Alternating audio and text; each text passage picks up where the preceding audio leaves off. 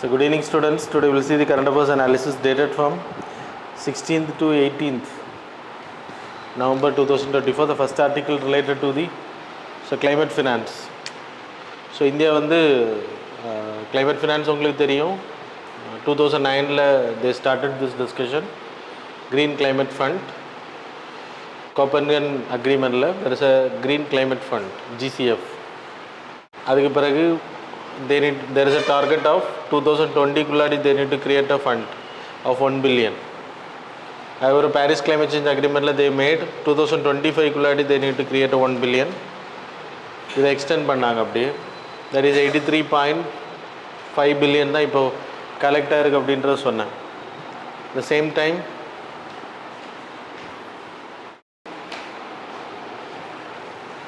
the same time 2025 அந்த time பீரியடில் collect பண்ணப்பட்டது 83.5 தான். இன்னும் இது டார்கெட் அச்சீவ் பண்ணல. So they created new collective quantified fund. Quantification means the data should be there, the implementation கரெக்டாக இருக்கணும், அந்த குவாலிட்டி கரெக்டாக இருக்கணும். That's about the quantified amount. அது வந்து கிட்டத்தட்ட 5லேருந்து 6.8 trillion வரைக்கும் தேவைப்படும். பட் இப்போதைக்கு டார்கெட் வந்து 100 billion வந்து ஃபிக்ஸ் பண்ணுறாங்க. இட்ஸ் நாட் எனஃப் அப்படின்றத சொல்கிறாங்க. இந்தியா வந்து பேசும்போது it's not an investment, it's a goal. Climate finance வந்து கொடுக்கறது டெவலப்பிங் கண்ட்ரிஸ் கொடுக்கறது. இட்ஸ் நாட் அன் இன்வெஸ்ட்மெண்ட்டாக டெவலப்டு கண்ட்ரிஸ் வந்து டெவலப்பிங் கண்ட்ரீஸில் பண்ணக்கூடாது. இட்ஸ் அ கோல் அப்படின்னு சொல்லப்படுது. So to achieve the goal, that is net neutrality concept. So அதான் அவங்க மெயின் பண்ணியிருக்காங்க. பாரிஸ் கிளைமேட் சேஞ்ச் அக்ரிமெண்ட்டை பொறுத்த வரைக்கும் அட்லீஸ்ட் அண்டில் 2030 வரைக்கும் 1.3 trillion இயர்லி வந்து டெவலப்டு கண்ட்ரிஸ் டெவலப்பிங் கண்ட்ரீஸில் இன்வெஸ்ட் பண்ணணும் அப்படின்னு சொல்லப்படுது. அப்புறம் ப்ரொடெக்ஷனிஸ்ட் ட்ரேடை கிரிட்டிசைஸ் பண்ணியிருக்கோம். தட் இஸ் யூஎஸ் எடுக்கக்கூடிய பாலிசிஸ். அது மாதிரி CBAM. What is CBAM? Carbon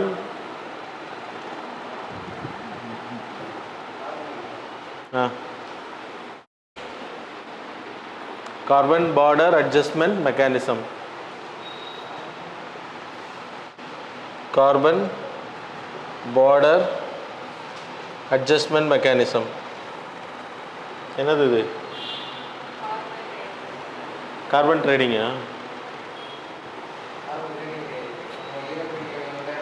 European கண்ட்ரிஸ்குள்ளாடி நம்ம கோல் எரிக்கிற மூலமாக கிளைமேட் சேஞ்சுக்கு காரணமாக இருக்கக்கூடிய பொருட்கள் மூலமாக நம்ம பொருட்களை தயாரிச்சிருந்தோம் அப்படின்னா அதை கார்பன் டை ஆக்சைடு எமிஷன் பண்ணக்கூடிய, இப்போ example steel was created by coal, burning of coal. சரியா? இப்போ போன கிளாஸில் தானே சொல்லியிருந்தேன்.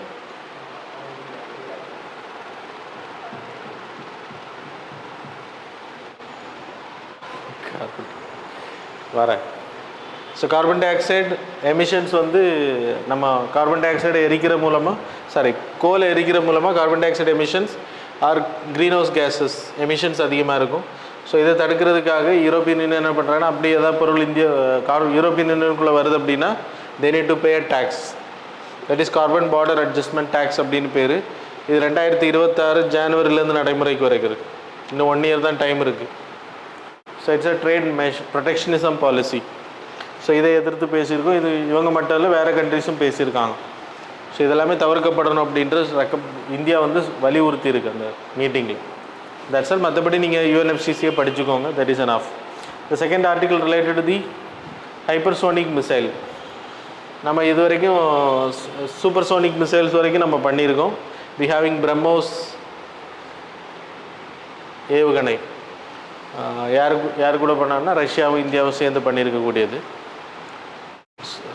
சூப்பர்சோனிக்னா என்னது?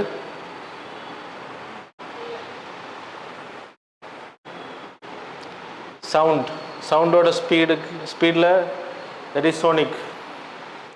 ஸ்பீடில் ட்ராவல் பண்ணக்கூடிய மிசைல்ஸ். ஸோ அப் டு 1 Machலேருந்து அப் டு 5 Mach வரைக்கும் மிசைல்ஸ் வந்து ட்ராவல் பண்ணது. அதுக்கு பேர் சூப்பர்சோனிக் மிசைல்ஸ். ஸோ சூப்பர்சோனிக்னு சொல்லுவோம். அது விமானங்கள் போச்சு அப்படின்னா அதுக்கு பேர் சூப்பர்சோனிக் ஏர்கிராஃப்ட்ஸ் அப்படின்னு சொல்லலாம். மோர் தேன் 5 மேக் அப்படின்னா சவுண்டை விட 5 மடங்கு அதிகம், சவுண்டு ஸ்பீடை விட 5 மடங்கு ஃபாஸ்ட்டில் போச்சு அப்படின்னா it will be called as hypersonic. இந்தியாவில் இது வரைக்கும் நம்ம ஹைப்பர்சோனிக் மிசைல்ஸ் கிடையாது. First time we have tested it. ஒடிசாவோட வீலர் ஐலண்டில் டெஸ்ட் பண்ணியிருக்கோம். தட் இஸ் அப்துல் கலாம் ஐலண்டில் டெஸ்ட் பண்ணியிருக்கோம். ஸ்பீடு வந்து அக்னி மிசைல்ஸை மாதிரி ரொம்ப ஃபாஸ்ட்டாக, நம்ம இந்தியாவில் இருக்கக்கூடிய ரொம்ப ஃபாஸ்டஸ்ட் லாங் ரேஞ்ச் இதுதான். கிட்டத்தட்ட 1500 கிலோமீட்டர்ஸ். அக்னி வந்து கிட்டத்தட்ட 7000 கிலோமீட்டர்ஸ். இது வந்து 1500 கிலோமீட்டர்ஸ் வரைக்கும் ரீச் பண்ணக்கூடிய இப்போ டெஸ்ட் பண்ணது. இதுக்கு நெய்ம் இன்னும் வைக்கல, சொல்லுவாங்க. சரியா? 1500 கிலோமீட்டர்ஸ் ரேஞ்ச். ஸ்பீடு வந்து 5 மேக் மேலே அப்படின்னா 6 மேக் 6, தட் இஸ் 6174 கிலோமீட்டர்ஸை வந்து 1 ஹவரில் கிடக்குமா. அப்படின்னா அடித்த உடனே நீங்கள் 6000 கிலோமீட்டர் அந்த பக்கம் நிற்கலாம் 1 ஹவருக்கு. சரியா? ஓகே. ஸோ எந்த கண்ட்ரிஸ் கிட்ட எல்லாம் இருக்குன்னா US, Russia and China. So நம்ம சைனாவை காரணம் காமிச்சு நம்ம அதெல்லாம் பண்ணுவோம். சரியா? That's all. The next carbon டை ஆக்சைடோட இன்டென்சிட்டி. இதுவும் கிளைமேட் சேஞ்ச் ரிலேட்டடாக தான். India leads. அது ஏற்கனவே நான் உங்களுக்கு சொல்லியிருந்தேன். சைனா, இந்தியா தான் பிக்கஸ்ட் பேர்டனாக இருக்குது அப்படின்றது. 4.6% we have improved. Carbon dioxide எமிஷனில் நம்ம வந்து போன வருஷத்தை விட அதிகமாக இருக்கும் அப்படின்னு சொல்லப்படுது. That is 4.6% increased. சரியா? அது ஞாபகம் வச்சுக்கோங்க. அப்புறம் இப்போ carbon dioxide, global warming இதெல்லாம் உங்களுக்கு தெரியும். Global warming, greenhouse gases effect தெரியும்ல. ஸோ என்வரன்மெண்ட் கிளாஸஸில் we have studied. So global வார்மிங்கை பொறுத்த வரைக்கும் க்ரீன் ஹவுஸ் கேஸஸை வந்து that is carbon dioxide, methane and other gases. Carbon dioxide, methane வந்து நேச்சுரல் கேஸ். ஹைட்ரோஃப்ளோரோ கார்பன்ஸ் இதெல்லாமே வந்து மேன்மேடு கேஸஸ். ஸோ இதெல்லாமே வந்து it will act as a shield. ஹீட்டை வந்து வெளியில் விடாது. அதுக்கு பேர் தான் குளோபல் வார்மிங்னு பேர். க்ரீன் ஹவுஸ் கேஸ் எஃபெக்ட் புரிஞ்சில்ல? ஸோ இதில் இன்டென்சிட்டி, கார்பன் டை ஆக்சைடு ஒரு டன்னு எந்த அளவுக்கு கார்பன் டை ஹீட்டை பிடிச்சி வைக்குதோ மற்ற கேஸஸ் எல்லாம் எந்த அளவுக்கு அதை ட்ராப் பண்ணுது அப்படின்றது. ஸோ மீத்தேன் கேஸ் மட்டும் 80% ஹையர் தேன் தி கார்பன் டை ஆக்சைடு. ஒரு டன் கார்பன் டை ஆக்சைடு பிடிச்சி வைக்கிற ஹீட்டை விட அதிகமான ஹீட்டை வந்து மீத்தேன் கேஸஸ் வந்து பிடிச்சி வைக்குது 80 மடங்கு. ஸோ க்ரீன் ஹவுஸ் கேஸஸில் இருக்கக்கூடிய எந்தெந்த கேஸஸுக்கு குளோபல் வார்மிங் பொட்டன்ஷியல்னு பேர். குளோபல் வார்மிங் பொட்டன்ஷியல் இது இன்னும் டீட்டெயில்டாக will study. 1 ton of carbon dioxide and 1 ton of equivalent to carbon dioxide, that is CH4. ஒவ்வொரு கேஸஸையும் நம்ம கம்பேர் பண்ணும்போது we will get the global warming potential. Sorry, இப்படி போடுங்க. 1 ton of CH4 divided by 1 ton of equivalent to carbon dioxide. So இது எந்த அளவுக்கு intensity அப்படின்றது நமக்கு தெரிய வரும். ஸோ கார்பன் டை ஆக்சைடு ஈக்குவலாக CH4 எந்த அளவுக்கு இன்டென்சிட்டி இருக்குது அப்படின்றது பொட்டன்ஷியல் தான். குளோபல் வார்மிங் பொட்டன்ஷியல் அப்படின்னு கேல்குலேட் பண்ணது. இதில் எல்லா கேஸஸுமே கேல்குலேட் பண்ணலாம். அது மூலமாக we will get a data. So அதில் CH4 வந்து 80 times, HFC 1000 times. அதான் கிகாலி அமெண்ட்மெண்ட் மூலமாக அதை சேஞ்ச் பண்ணியிருக்கோம் HFC கேஸஸ். அப்புறம் ஸோ இதை தடுக்கிறதுக்கு அப்புறம் 1.5 டிகிரி செல்சியஸ் நம்ம டிகிரி இப்படியே போச்சு அப்படின்னா 1.5 டிகிரி செல்சியஸுக்கு மேலே we will reach by 6 years அப்படின்னு சொன்னேன். இதெல்லாம் ஞாபகம் வச்சுக்கோங்க. 6 yearsல we will achieve this 1.5 degree Celsius. சரியா? அப்புறம் இதை தடுக்கிறதுக்கு இந்தியன் கவர்மெண்ட் நல்லா மெஷர்ஸ் இருக்குதுன்னா பாரத் 4லேருந்து Bharat 6. What is Bharat 4 vehicles? Bharat 4 stage 2, Bharat 6.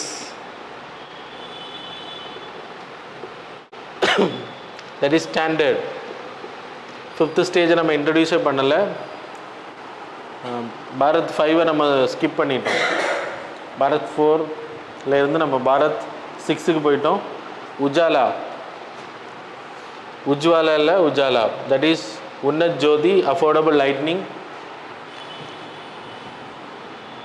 Agent. That is LED lightning. Lightning இல்லை, லைட்டிங் ஃபெசிலிட்டிஸ். 36 கோடி LED லைட்டிங்ஸ். நிறைய இடத்துல நீங்கள் LED பல்ப்ஸ் பார்க்குறீங்க. அதை வந்து சப்சிடி ரேட்டில் கொண்டு வரதுக்கான டார்கெட் தான். எல்லா கிராமங்களில் ஸ்ட்ரீட் லைட்ஸில் கொண்டு வரதுக்கான டார்கெட்டு. என்னடா இப்படி ஒரு ஸ்கீம் இருக்கான்னு ஆச்சரியமாக பார்க்குற மாதிரி இருக்குது. இன்டர்நேஷ்னல் சோலார் அலையன்ஸ், அது தெரிஞ்சதான் உங்களுக்கு. Our national action plan for climate change, adaptation plan for climate change, national action and adaptation plan for climate change. We having 8 missions under the solar, renewable energy, etc. So இதெல்லாம் நம்ம எடுத்த target to achieve நம்ம carbon di oxide எமிஷனை குறைக்கிறது. இப்படி இருந்துமே நம்மளோட carbon dioxide emissions வந்து அதிகமாக இருக்குது அப்படின்றது சொல்லப்படுது.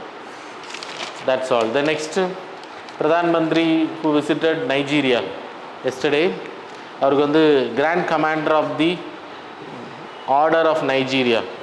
இது நம்ம எல்லா கண்ட்ரிலையும் கொடுக்குறாங்க, அதான் ஆச்சரியமாக இருக்குது. Whether we are pressuring or what. So second largest in Nigeria, second largest trade partner with Nigeria, 7.9 billion. கிட்டத்தட்ட 150 இந்தியன் கம்பெனிஸ் இருக்காங்க, $27 பில்லியன் இன்வெஸ்ட் பண்ணியிருக்காங்க. 50,000க்கு மேலே டயஸ்பராஸ் இருக்காங்க. எம்ப்ளாய்மெண்ட்டா 50,000 டிப்ளமேட்ஸா, டயஸ்போராஸ், பீப்புள் லிவிங். அது மாதிரி இந்த அவார்டு வந்து செகண்டாக இவருக்கு தான் கொடுக்கப்பட்டிருக்கு, குயின் எலிசபெத்துக்கு பிறகு. சரியா? ஸோ தகுதியான பர்சன் அப்படின்றதெல்லாம் கொடுத்துருப்பாங்க.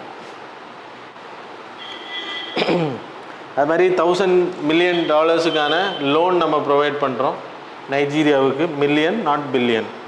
அது மாதிரி அவங்களுக்கு இருக்கக்கூடிய ப்ராப்ளம் என்ன அப்படின்னா டிஃபென்ஸ் ப்ராப்ளம். அங்கே பொக்காராம் அப்படின்ற ஒரு தீவிரவாத அமைப்பு இருக்குது. அவங்க வந்து கிட்டத்தட்ட நிறைய பிரசிடெண்ட்ஸ் வந்து ஆட்சியை தொடர்ந்து ரிசைன் பண்ணிகிட்டே இருந்திருக்காங்க. ஸோ அதனால் பொக்கோ ஹராம் தீவிரவாதம், பைரசி இஷ்யூஸ் இருக்குது, எஜுகேஷனில் ரொம்ப புவராக இருக்காங்க. ஸோ இதில் எல்லாம் நம்ம ஹெல்ப் பண்ணலாம் அவங்களுக்கு ஸ்ட்ராட்டஜிக் பார்ட்னர்ஷிப் மூலமாக. அது மாதிரி எக்கனாமிக் ஸ்டெபிலைசேஷன், ஃபினான்ஸில் அவங்க ரொம்ப வீக்கு, நம்ம ட்ரெயின் பண்ணலாம். ஃபாரெக்ஸ் ரிசர்வ் கிட்டத்தட்ட 32% அவங்களுக்கு பற்றாக்குறையாக இருக்குது எப்போவுமே, அது ஒரு ப்ராப்ளமாக இருக்குது. அது மாதிரி எக்ஸ்போர்ட்டு நம்ம நைஜீரியாவுக்கு வந்து கம்மியாக இருக்குது. ஸோ இப்போ 17 வருஷத்துக்கு பிறகு ஒரு பிரைம் மினிஸ்டர் நைஜீரியா விசிட் பண்ணியிருக்கார் அப்படின்றப்போ அந்த ட்ரேட் வந்து திரும்பவும் பூஸ்டப் ஆகிறதுக்கான வாய்ப்புகள் அதிகம். So that's about this article. Then NCP, national narcotics control bureau, narcotics NCP, அவங்க வந்து ஆப்ரேஷன் சாகர் மந்தன் அப்படின்ற ஒரு புதிய ஆப்ரேஷன் போட்டிருக்காங்க. That is a Haji Salim அப்படின்ற ஒரு drug mafia gang leader, that is lord of drugs. அவர் வந்து பாகிஸ்தான், பங்களாதேஷ் போன்ற நாடுகள் அப்படி இப்படி போயிட்டு இருக்கக்கூடிய பர்சன். அவரை வந்து பிடிக்கிறதுக்கு அவர் மேலே பிளாட் வச்சுருக்காங்க. ஹோம் மினிஸ்டரோட ஆர்டர் மூலமாக அவரை பிடிக்கிற மூலமாக இந்த ட்ரக் ரிலேட்டட் க்ரைம்ஸை வந்து கம்மி பண்ண முடியும், கடத்தல்கள். இவருக்கும் தாவூத் இப்ராஹிமும் கனெக்டட் இருக்குது. ஐஎஸ்ஐ, பாகிஸ்தானோட ஐஎஸ்ஐக்கும் இதில் கனெக்ஷன் இருக்குது அப்படின்னு சொல்லப்படுது. ஸோ இட்ஸ் நியூஸ் தான். இதில் நீங்கள் செக்யூரிட்டி பேப்பர் முடிச்சிருந்தா அந்த ஆர்டிக்கிளை அப்டேட் பண்ணிங்க. உங்களுக்கு முடிஞ்சில்ல, ஸோ அதில் எழுதிக்கோங்க ஆர்கனைஸ்டு க்ரைமில். சரியா? டிரான்ஸ்பவுண்டரி ஆர்கனைஸ்டு க்ரைமில் you need to update this notes, operation Sagar Manthan அப்படின்றது. Okay, the next article, that's a cobra, Kalinga Sarpa, Ophiophagus Kalinga அப்படின்றது. இல்லை 4 வெரைட்டி இருக்குது. அதில் இந்தியாவில் இருக்கக்கூடியது வெஸ்டர்ன் காட்ஸில் இது வந்து நிறைய டிஸ்கவர் பண்ணிட்டாங்க. நான் எல்லாமே கோப்ரா அப்படின்னு சொல்லப்பட்டிருந்துச்சு. இந்தியாவோட வெரைட்டியை இப்போ ஐடென்டிஃபை பண்ணியிருக்காங்க. மொத்தம் இருக்கக்கூடியது 4. இந்தோ சைனீஸில் ஓபியோபேகஸ் ஹானா அதோட நேமு. அது மாதிரி மலேசியா, இந்தோ மலேசியாவில் ஓஃபியோபேகஸ் மலை கீழே இருக்கும் நேம்ஸ். ஓபியோபேகஸ் புகாரஸ் அப்படின்றது. அப்புறம் இந்தியாவில் உள்ளது கலிங்கா. அப்புறம் ஒப்பியோபேகஸ் சல்வண்டா, லூசான் அப்படின்றது, அது பிலிப்பைன்ஸில் இருக்கக்கூடியது. ஸோ இந்த மாதிரி லாட் ஆஃப் கோப்ரா வெரைட்டியில் 4 வெரைட்டி. இந்தியாவில் இருக்கக்கூடியதுக்கு இப்போ ஒரு நேம் வந்து இது பண்ணிடலாம், கலிங்கா, ஓபியோபேகஸ் கலிங்கான்னு பேர். அதில் ஐயூசிஎனில் இட் இஸ் இன் சைட்ஸில் appendix 2 ஐயூசிஎனில் வல்னரபிள் ஸ்டேட்டஸ், ப்ரொடெக்ஷன் ஸ்டேட்டஸில். The next about the tsunami. இந்தியாவில் ஒடிசாவில் இருக்கக்கூடிய 24 வில்லேஜஸ் வந்து சுனாமி ரெடி வில்லேஜஸாக அனௌன்ஸ் பண்ணியிருக்காங்க. யுனெஸ்கோவோட organisation, that is intergovernmental oceanographic commission. So அவங்க வந்து அதை அனௌன்ஸ் பண்ணியிருக்காங்க. சுனாமி ரெடி வில்லேஜஸ் அப்படின்னா சுனாமி வரும்போது ப்ரிப்பேர்ட்னஸ் கரெக்டாக இருக்குது, சுனாமியை தடுக்கிறது இல்லை, சுனாமியிலிருந்து நம்ம எஸ்கேப் ஆகிறது, அதுலேருந்து வரக்கூடிய இழப்புகளை வந்து தடுக்கிறதுக்காக சுனாமி ரெடி வில்லேஜஸ் அப்படின்ற பேர் வைக்கப்பட்டிருக்கு. சரியா? ஸோ எந்த அளவு பீப்புளுக்கு அவேர்னஸ் இருக்குது, அனௌன்ஸ் பண்ணோடனே அவங்க வந்து they will move out from the village. அப்புறம் அவங்களுக்கு தேவையான உடைமைகள் எல்லாம் சடனாக எடுத்துகிட்டு போவாங்க without wasting their time.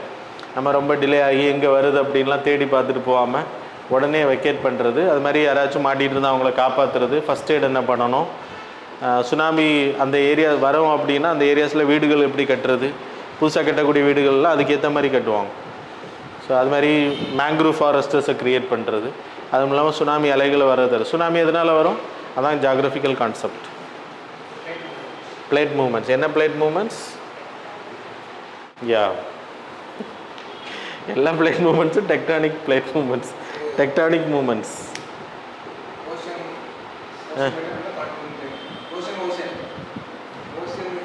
So fault lines இருக்கக்கூடியது மோஸ்ட்லி ஓஷனுக்குள்ளாடி இருக்கக்கூடிய பிளேட்ஸ். அதில் ஃபால்ட் லைன் கிரியேட் சப்சிடன்ஸ் ஆகும், இல்லைன்னா அது மேலே வரும், சமர்ஜன்ஸ் எமர்ஜ் ஆகும், இல்லைன்னா ஒரு குறிப்பிட்ட நேரத்தில் பிளேட்ஸ் வந்து மேலே போகிறது, இல்லைன்னா கீழே போகும். ஸோ இப்போ இந்த பிளேட்ஸ் இப்படி இருக்குது அப்படின்னா suddenly there is a fall of this plate. அப்போது இந்த தண்ணி உள்ளே போகும். இதன் மூலமாக ப்ரெஷரைஸ் தண்ணியில் இருக்கக்கூடிய மாற்றத்தினால waves will be created. Waves will create like this. It's a scene எடுத்துக்கோங்க, இப்படி தான் இருக்கும். அது லேண்ட் சப்சிடன்ஸ்னால வரும், இல்லைன்னா உங்களுக்கு லேண்ட் எமர்ஜ் ஆகிறதுனால வரும்.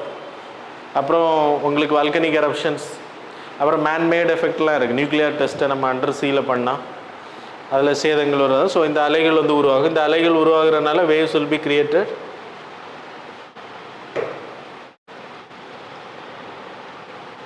இப்படி தான் போகும். ஸோ இங்கே வந்து டீப் சீயில் நான் ஷார்ட்டாக சொல்கிறேன், கிளாஸஸில் நீங்கள் படிப்பீங்க. டீப் சீயில் when deep sea is there, deep sea directly proportional to speed அப்படின்னா இங்கே வந்து ஸ்பீட் அதிகமாக. இப்போ இங்கே ஒரு கப்பல் நின்றுச்சுன்னா அவங்க வந்து உணர மாட்டாங்க இந்த சுனாமி வேவ்ஸை, ஏன்னா இங்கே ஃபாஸ்ட்டாக மூவ் ஆகும்.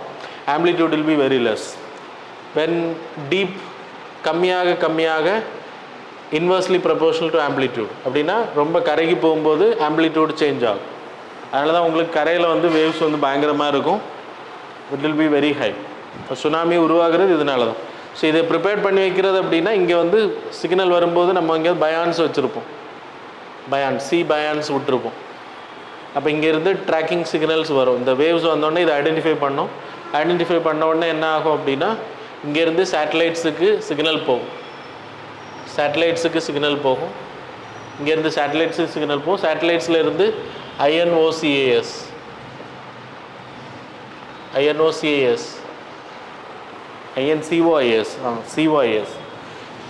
ஓஷியானிக் ஸ்டடீஸ், INOCAS தான் oceanic commission for oceanic studies. அவங்களுக்கு வந்து இன்ஃபர்மேஷன் ஹைதராபாத்தில் இருக்குது. அங்கேருந்து டெல்லிக்கு இன்ஃபர்மேஷன் போகும். அங்கேருந்து கிராமங்களுக்கு அலாட் பண்ணுவாங்க எங்கெல்லாம் சுனாமி வர்றதுக்கான வாய்ப்பு இருக்குது அப்படின்றது. அப்போ எல்லா வில்லேஜஸும் உடனே அதெல்லாம் வராது அப்படின்னு சொல்லிட்டுலாம் இருக்காமல் ப்ரிப்பேர்டாக இருக்கிறவங்க they will move out immediately.